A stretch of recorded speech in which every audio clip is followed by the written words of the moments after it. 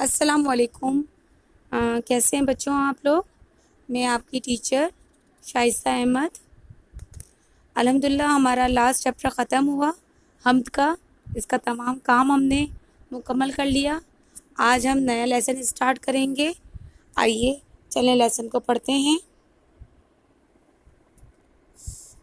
یہ لیسن اسلامی لیسن ہے، نیکی کبھی رائیگاں نہیں جاتی، بہت انٹرسٹنگ ہے، غور سے سنیے گا۔ آئیے پہلے تھوڑا سا کہانی کا تعارف پڑھتے ہیں۔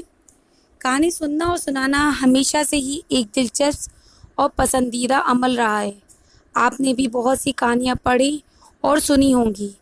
آج آپ جو کہانی پڑھیں گے وہ نہ صرف دلچسپ اور سبق آموز ہے، بلکہ سب سے اہم بات یہ ہے کہ یہ کہانی نبی اکرم صلی اللہ علیہ وسلم نے خود صحابہ اکرام رضی اللہ تعالیٰ عنہ کو سنائی تھی۔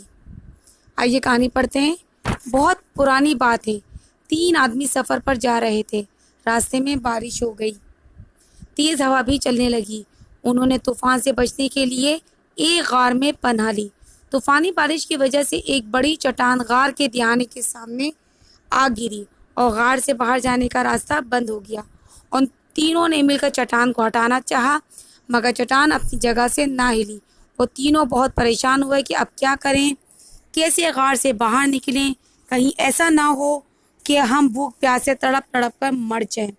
ان تینوں میں سے جو سمجھدار تھا اس نے کہا، ہم اپنی اپنی کوئی نیکی یاد کرتے ہیں اور اسی کا واسطہ دے کر اللہ تعالیٰ سے دعا مانگتے ہیں۔ ان میں سے ایک شخص نے کہا، اے اللہ، میرے ماں باپ تو بہت بوڑھے اور کمزور تھے، میں ان کا بہت خیال رکھتا تھا۔ میں ان کی گزارے کے لیے بکریاں چلاتا، شام کو بکریوں کا دودھ دھو کر پہلے اپنے بوڑھے ماں باپ کو پلاتا، پھر اپنی بیوی بچوں کو دیتا تھا۔ ایک دن مجھے جنگل سے لوٹنے میں دیر ہو گئی۔ جب میں گھر آیا تو میرے والدین سو چکے تھے۔ میں نے جلدی دودھ دہا اور والدین کے پاس کھڑا ہو گیا۔ نیند سے نہ جگایا، نہ ہی اپنے بچوں کو دودھ پلایا۔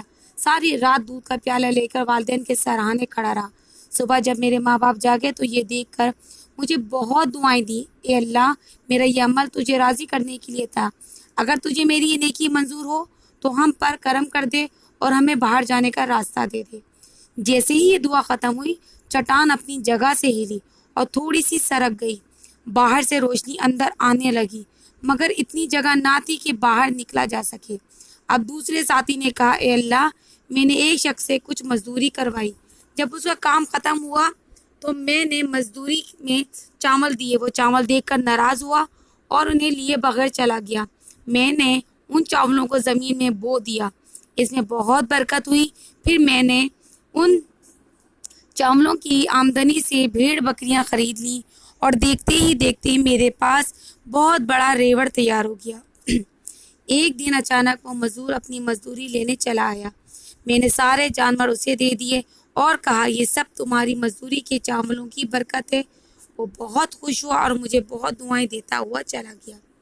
اے اللہ، یہ سارا عمل تجھے راضی کرنے کے لیے تھا، ہم پر رحم فرما۔ اے اللہ، میری اس نیکی کے میں ہمیں باہر جانے کا راستہ عطا فرما۔ دعا ختم ہوئی تو چٹان اپنی جگہ سے مزید ہٹ گئی، مگر اب بھی اتنی جگہ نہ بن پائی تھی کہ وہ تینوں باہر نکل پاتے۔ پھر تیسرے آدمی نے ایک کنیز پر اپنے رحم کا واقعہ سنا کر اللہ تعالیٰ سے فریاد کی تو چٹان غار سے ہٹ گئی اور وہ تینوں اللہ کا شکر ادا کرتے ہوئے غار سے باہر آئے اور خوشی خوشی اپنے گھروں کو لوٹ گئے۔ بے شک نیکی کبھی بیکار نہیں جاتی۔ تو دیکھا بچوں آپ نے کہ نیکی انسان نے کسی وقت میں کبھی بھی کی ہو، وہ کبھی رائیگاں نہیں جاتی، کبھی نہ کبھی وہ ہمارے لیے کوئی ایک سبب بن کر آ جاتی ہے، جس کی وجہ سے ہمیں ریلیف ہوتا ہے اور ہمارے کام آتی ہے۔ آئیے عہد کرتے ہیں کہ آئندہ ہم بھی چھوٹی ہو یا بڑی نیکی ہمیشہ کرتے رہیں گے۔ انشاءاللہ نیکسٹ لیسن میں ہم اسی کام کی ورکنگ کی طرف جائیں گے، کام کو آگے بڑھانے کے لیے۔ جب تک اجازت دیجیے، اپنا بہت خیال رکھیے گا۔ اللہ حافظ۔